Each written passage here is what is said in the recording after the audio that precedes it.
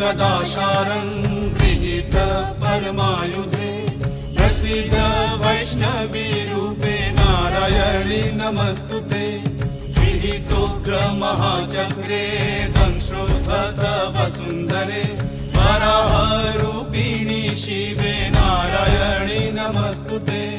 नृसिंहरूपेण तेन हन्तुं दैत्यान् पितोद्यमे त्रैलोक्यत्राणसहिते नारायणी नमस्तुते। या देवी सर्वभूतेषु दयारूपेण संस्थिता नमस्तस्यै नमस्तस्यै नमस्तस्यै नमो।